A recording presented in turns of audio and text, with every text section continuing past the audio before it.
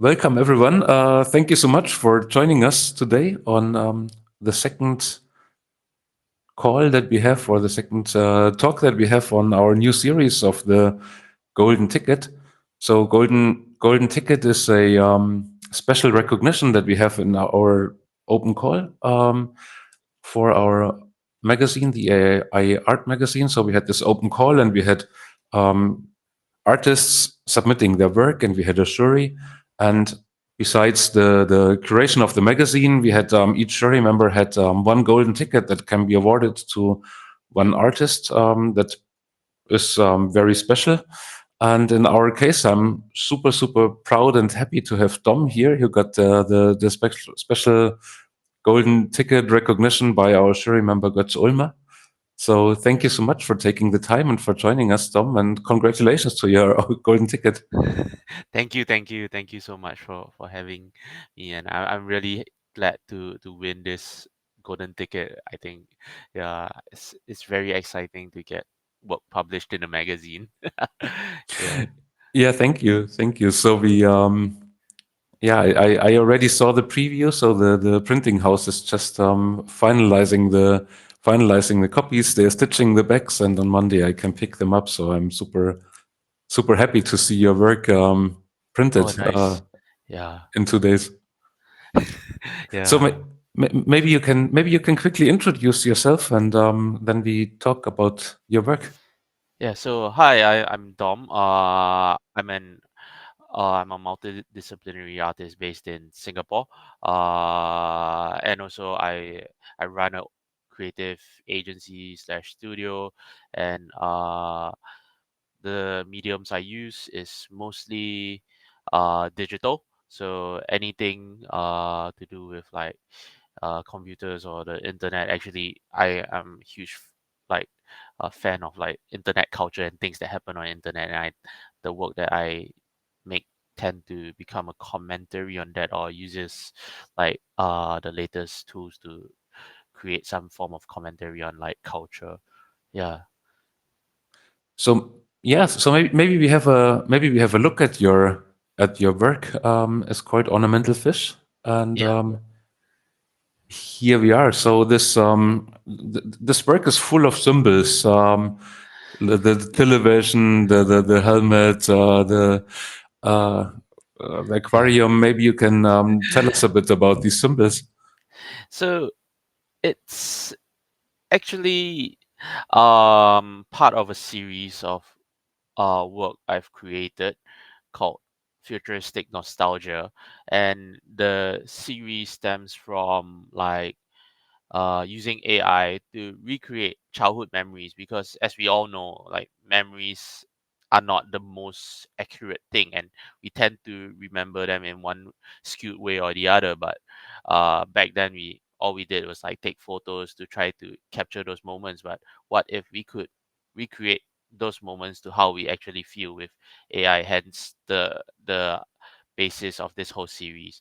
And for this particular work, Ornamental Fish, it was inspired by, well, like the ornamental fish that we have in at home. So like I used to keep goldfishes, and I think at my parents' home when I was really young, we had this like we call them the luohan fish. So it is this fish with like this huge bulging head, and you supposedly can see like four lucky numbers on its fin, so you can buy like lottery and win like meant a lot of money. It's a very Chinese thing. So it's something like in at home. And sometimes I do feel like when the relatives are over, or like when my parents talk to their friends, I do feel a little bit like an ornamental fish, because you're kind of like that attraction of the house.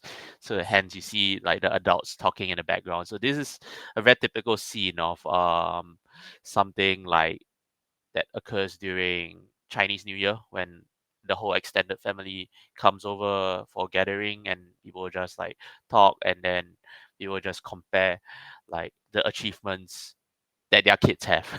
And Okay. n- as the kid back then, it feels like you're in a zoo, you're like on display, and you're kind of like alienated because you're like, no, that's not me. So you're kind of like, yeah, like I'm not what you're describing because I'm not like an object of your comparison. And that whole act of like comparing like to uh my neighbors, my classmates, or like my parents' friends, like say, hey, why that guy has like better grades than you, to like, hey, you see that guy has like a girlfriend, but like, yeah, that guy cheated on his girlfriend. Yeah, but then it becomes like this thing, like you're never good enough and you're always like stuck in this like fish tank, and hence that symbolism of TV, because you're kind of like the TV show. Yeah, So you so felt like people are watching, and you had to perform, or yeah, and you have to perform, like you have to play the role of that good boy, that good kid, that good son. Like you have to be polite. You can't tell that auntie who's like fat that she's fat, because she called you fat first. Yeah, and like you can't tell like because like when relatives they come over, they tend to make really insensitive statements like, oh, you haven't found a job yet. I was like, yeah, so what business is it of yours, is it, but you can't tell them off, because in like Chinese culture, and to a greater degree like Asian culture, that there's this level of like respect, and like you can't talk back to your elders just like that, because it's very frowned upon. Yeah, Hmm. yeah, So this is a super personal piece, basically, right? So it's deeply rooted in your childhood and expresses like feelings that you had back then, yeah, basically. and the expression is like the same feeling. I was like so bored, like I can't wait for these people to go away so I can go back to playing my video games, because they will use the TV. Yeah. And why the astronaut? So why did you feel like an astronaut? Yeah, so it's like I feel like I would say, firstly, the astronaut is a very interesting piece of visual, because Mm. it's it's man-made, created by humans, but it's meant for something that's out of this world. So to me, it's something that like I feel that putting on this astronaut suit makes me feel as though like I am not part of this like whole area, like I'm not part of this whole era, or like I'm not part of this uh thing that you're this gathering. And like in this sense also, to the wider series of futuristic nostalgia, is having um memories recreated, but there's this sense of like futurism or sci-fi aspect to it, where it's like it it is right, but it's not quite right. And this astronaut is kind of like, I'm isolated and I'm trying to protect myself from this world, so I have to put on that show. That's why I'm in the TV screen, or fish tank in this case. Yeah.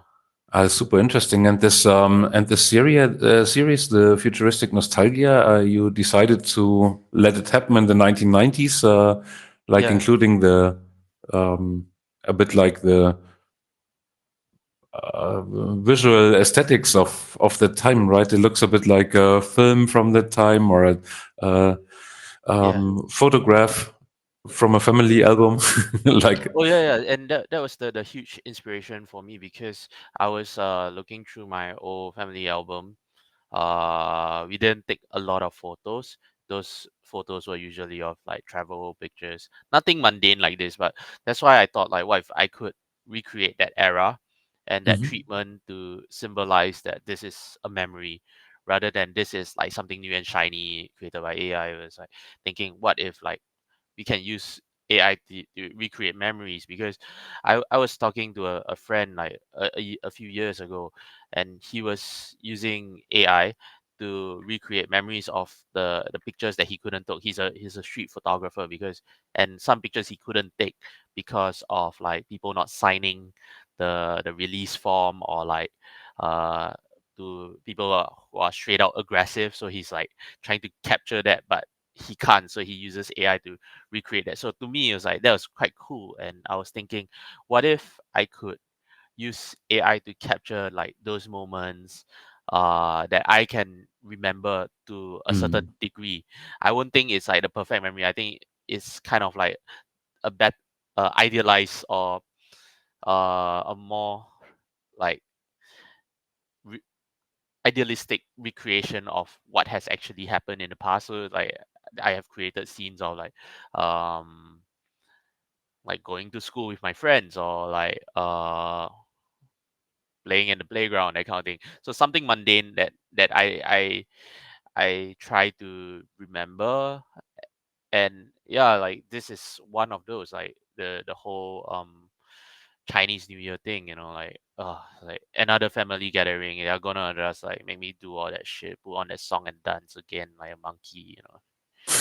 And this Yeah. as the whole series, I mean, this work to me is a bit like, I mean, it's not photorealistic, right? It's not like creating Yeah. a memory, it's like more creating a feeling, I would say. Yes. Yeah. It's never meant to be photorealistic. I mean, that's why the themes of like sci-fi and stuff, right? It's meant to create that feeling of that I felt at that time. Like, could it be that feeling of boredom like you see here on this boy's face, or like that feeling of like this sense of like happiness where you rush home after school to listen to your favorite song on your Walkman, or radio, or like even the feeling of just going to the card shop to play cards with your friends after class. Yeah. Yeah.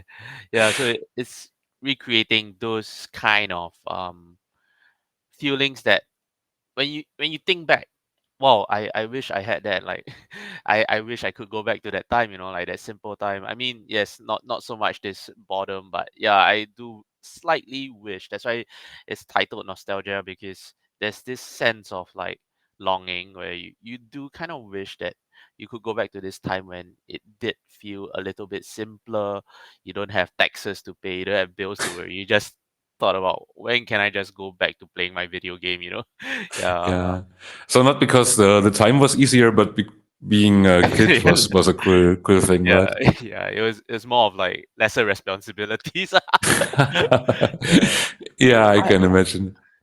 yeah. I don't think the time was easier, because I think like looking back, and with like childhood, you do face the same amount of like problems, like that sense of isolation, like not fitting in with your friends or your family, or even like performing well at school, because like in Asia especially, there's a huge emphasis on grades. So if you didn't do well, and then you kind of got like ostracized, and like, oh, you're the stupid one. And then people start being mean about it. Okay. Yeah. Oh Yeah. wow. So there's one thing that you wrote when you've been submitting this work, which I thought was very interesting. So you said life didn't feel like it was mine to live. Yeah. So when when when did it, like, when did you realize the sentence so in such a clear way? I think is a very clear thing to how you put it. I think there was this period of time. I think this was when I was in secondary school. So that's like high school, about like 13 to 17. Yeah. And I think in my later years of secondary school, I mean, I was held back a year, because I wanted to be held back because they built a new swimming pool, and I decided to fail everything so I can try the swimming pool. Very stupid reason, but yeah. I It was during that years, like the I think like 16 or 17. I felt like my life wasn't my own, because everything felt like you need to follow this and this to get somewhere, or to be something in this country. Like, either follow your parents' advice, like um you gotta study, do well, get into the good schools, get into like the good courses. Then I started playing music with my friends. My parents like, oh, you can't be a musician because musicians all did like drugs and like have way too much sex and shit. I'm like, No, I have none of those. I I am just broke musician. Yeah, yeah. So and I played bass, so nobody went for the bassist. But I married the vocalist, so that's a different Ah, story. okay. Yeah, so yeah, and I And you're think still making music, or? yeah, yeah. Oh, I that's mean, nice. like my wife and I, we were in the same band, and we were playing just like cover music and stuff, and but we just had fun. And I think, like playing music to my parents wasn't like an acceptable hobby. Like, why can't I study more? You know? Yeah, or like be a. I mean, they didn't explicitly say it, but like, oh, why don't you like, be a like do get a proper job? Because my when I first graduated from school, and while I was still in school, I was also freelancing as a web designer or just a graphic Mm. designer, and I made like flash games and stuff for my clients. And my parents just thought I just playing video games all day. It's like, why can't you get a proper job? Why can't you work in a company like work 9 to 5? Yeah, yeah.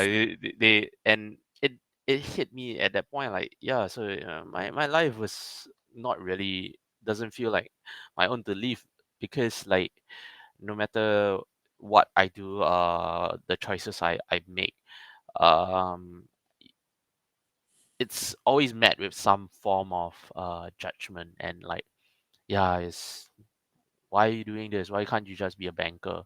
I mean, I I don't think I could. But Yeah. so this feeling of having some expectations from outside, like is it your parents, your friends, society in general, seems to be something that you um, in general dislike as a more like an artist, as a more creative person, as someone who's like not following all the norms all the day, or is this the I right I mean, I explanation? think for me, yes, I do agree. I don't like following expectations, because I think it puts an unnecessary pressure on myself. And I think it's kind of boring when you know where the path ends up. Like, Mm.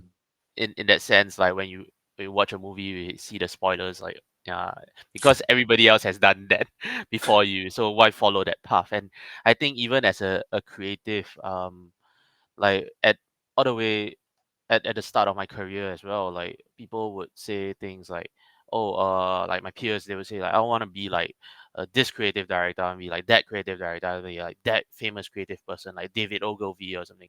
I said, why do you want to be like that? I want to be better than that. I want to be like my own person. I want people to think like, oh, I'm me. Yeah. Yeah, but like, if people say you want to be like me, please don't be like me. Yeah, Yeah. because I think that sense of uniqueness that comes with every individual, or like how everyone is shaped by their different experiences, creates this very like exciting, like creative mess, or like this work. And then that will be quite, I think that's the whole joy of being creative or discovering creative work in general. Yeah, and I think there is the expectations, and I really dislike it. And I don't think it's just for creative, but I think even as creatives there are certain expectations. Like, creatives are like expected not to be good at this, or creatives are expected not to be good at numbers, but I don't think that's true.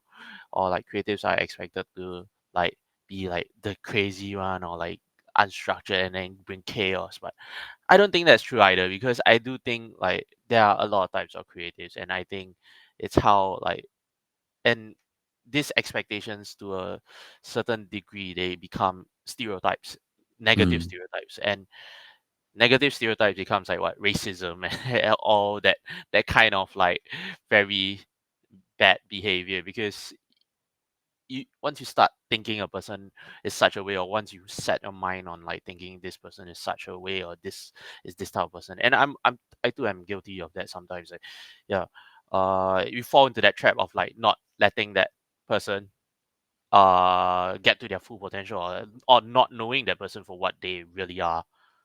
Yeah. That is really super interesting. As especially as a motivation for creating art, I think this is a really nice motivation. So Yeah. thank you so much for sharing. Um, the jury member Guts, who selected your or awarded your art, he wrote an essay why selected it, and one thing he said is he described that your figure seems both victim and rebel. Is this something that would resonate with you? Would you see this in parallel? Yes, I think I do quite agree with that statement, because I think I've always been quite rebellious all my life. like like choosing to retain a year because I wanted to enjoy the swimming pool, which I did Mhm. once. Was it worth it? Yes, it was. Like, yeah. And I think rebelling in a way, like trying to do things differently, and like trying to not uh like always do things the same way. Yeah. And at the same time, there's this, I do feel like a bit of a victim, because sometimes I do feel a bit wronged at times. Like, um I have faced like comments like at work, like, and sometimes it's like, oh yeah, Dom's like the weird kid, so he's not gonna talk to clients, you know. Yeah, yeah. So so I wouldn't say who told me that, but I mean, if that person is listening, yeah, yeah. So we say hello. Hi. Yeah. I know some of my friends who will watch the video. They will know who it is, because yeah, yeah, yeah. But yeah, and that kind of like comment, although I will laugh about it, it does affect me, like Mm. on a subconscious level. Like, yeah. So am I not good enough? Is it just because like, oh, my hair is just too messy for work? Yeah, no, no, man. Like, like, or like I don't fit the mold of like what a creative should be in. Like, I work in advertising, so what a creative should be in advertising.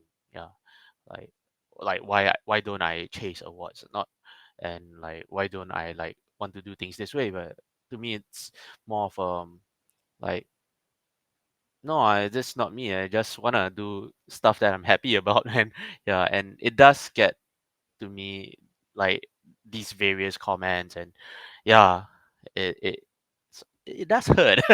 Yeah, yeah, Yeah, but at the same time, I think it's a great thing that you follow your like that you follow being your yourself and not a copy of someone else and not doing what you want what others might expect, but that you're um, yeah trying to find your own footprint and your own way of doing things, right? So I think it's something that is yeah, really a good thing. yeah. I actually do tell my the juniors that I work with, or like the team that I work with, like you should always try to.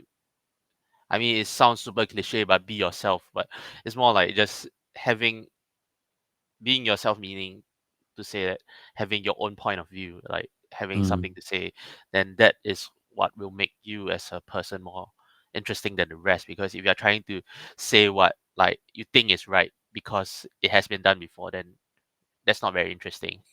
Yeah, Yeah, agree. yeah, Absolutely. Um, one thing that would be super interesting for me, also as being a parent myself. Um, so your work is a bit about feeling like an ornamental fish for your parents, basically, and for their friends and your family. Is this something that you ever talked like to your parents about when they saw your work, or when they might see the stream or see it in the magazine? Is this something that mm, they are aware of? I did tell them sometimes, but I don't Mm. think I delivered the message in the most effective way. Yeah. I mean, over the years, like of course that message has been delivered in a variety of like tones, like some with teenage angst, some with like just like I give up, like. And I think over time, like I mean, I remember my mom saying once, after like we one of those big major exams, uh like, okay, in Singapore, so for context, in Singapore, when we leave secondary school, we have like this massive exam. It's immensely stressful because that will kind of determine like what path you take in life. That's what people think, but I don't think that's all that true, because you can still do. After it was all over, my mom said like, hey, like, I know you're very stressed out, and like, yeah, and it's okay. Like, you can, as long as you just be a good person and like Mm. don't don't kill somebody. Yeah, just be a good person, and I'll support. I mean, they do say that, and I think they do mean it, but I feel like for parents, and especially parents from that generation, uh, I don't think it's just an Asian thing, but they don't express themselves very well. Like, yeah, they're not very good with words, but they say stuff like "I love you" in different ways. So, like the typical Asian way of saying "I love you" is to offer you fruits. So they'll cut Okay. some fruits, and then it's like, hey, here's some apples, and you'll be like, Mm. ah, yeah. Or they'll just ask you, have you eaten, and you said no, and then there'll be food on the table. Or like, Mm. even in my very first job, I come ho- I used to work massive overtime stuff, and I used to come home at like 3 or 4 a.m. every day, but I would still see like a warm plate of like dinner on the table, on the kitchen table. So that was like, yeah, like Oh, nice. yeah, it's still nice. I mean, I did tell them before, I hate being compared to, like, I really hate being compared to, especially the people you're comparing me to. They are not the best the best example. Like, for example, they compare me to one of my best friends in high school, and he was like, oh, is he's like the perfect like son, he's like he's like good grades, like he's good at basketball, and then like he's got a girlfriend. It's like, hey, he cheated on his girlfriend like 4 times. So I just told my mom that, like, So, and you how do you do this differently as a dad? yeah. So I think, as a parent myself, I think the first thing is to not compare, and I think, like, to treat every child, and to a certain extent every person, as a different person, because no two people are the same. Yeah, they might look the same, even twins might look the same, but they are two Mm. different people. That one's a bit harder because they look the same, but for my kid, my wife and I, because we've both experienced this kind of stuff when growing up, and I think it's something about like not actively not comparing, and actively not like saying like, hey, why aren't you like this, like why aren't you like that, or like, why is your English so bad, yeah, like, why is your Chinese so bad? Like, but it's it's more of like trying to help the problem, trying to be the solution, because for a kid that age, you are kind of their whole world, their whole universe, actually, and their understanding of everything. That's you. Yeah, as the parent, then you're supposed to be like, okay, so even if I don't know the solution, it's a matter of like, hey, let's find out. Or like, if your grades are bad, is it because, yeah, it's hard to study? Is something help stopping you from like studying? Is it because you're having a bad day at school, or you're having a bad time at school? And it could just be that, and not because that person, that my kid is not good at what he does, because I'm sure that with like with academics, with enough effort, like, people can get there eventually, just at different pace. Yeah.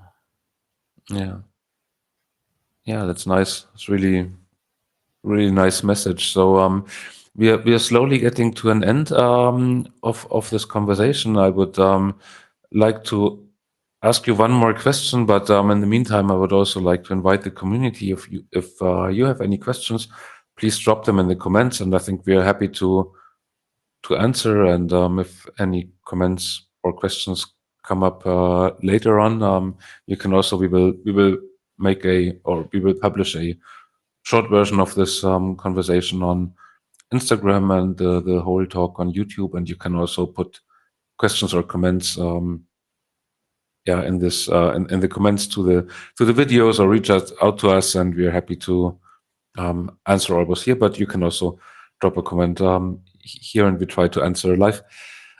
So Dom, last question from my side.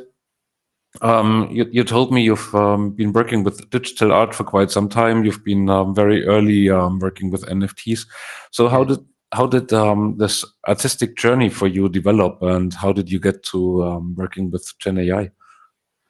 Okay, so how I got uh to start working with Gen AI, I would say, and I'll be very honest, it stemmed from pure laziness, but in a good way.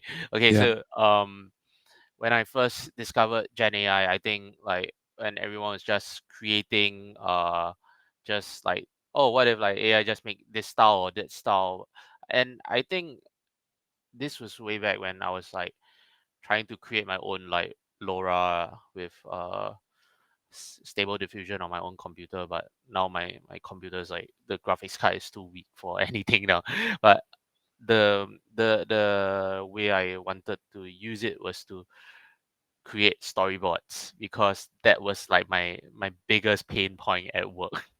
Like if I can, if because it is quite expensive to get a storyboard artist, and they charge per frame. So if I can do something like that, and because it's expensive, the job won't be sent to a storyboard artist, it'll be sent to me. Like Hmm. so it's my idea. So I have to illustrate the story. I was like, no, I don't want to do it. So I think like, hey, if I have so many storyboard frames, right, what if I make my own like AI to just illustrate everything for me, so I can just take the same amount of time, but tell them I take the same amount of time, but I just do it in a fraction of it. Yeah. And yeah, that's where it started. So Okay. yeah, and I think for me, on a bigger perspective, like I have always tried to use like innovation in my art, or like the things I create. So like from like exploring NFTs at the start with like blockchain and stuff, to like even way back when I was in school, where I tried to uh when I was in university, I challenged myself not to use Photoshop at all and just code everything, and kind of work. I almost failed though. Yeah, but kind of work. Yeah. Yeah, and that was always like the basis, like using technology as a augmenter of your skills, or like, because for us as creatives, what our most powerful tool is to tell stories. And if we have like all these new tech, right, that means we can tell stories in a more efficient or more interesting way. And like even with NFTs, it was great for me because like new tech, new and shiny. I think it's the ADHD acting up, but like new and shiny things, I'm gonna use it and try it. And I think with that, it was a very cool way to get work, like digital work, sold online. And to me, that was cool, man. And that's how I feel like digital art should be, which led me to help a friend create a massive NFT, a crypto art festival across Asia. And then now like with Gen AI, it was another tool. And I was thinking like, since this can help generate so many new images and like new ways of generating images and visuals, what if we can use it to tell stories and in the way that we want?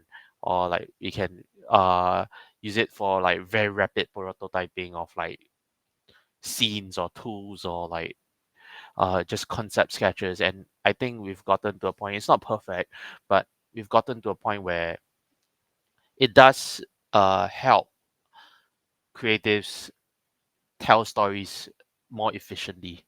Hmm. Yeah.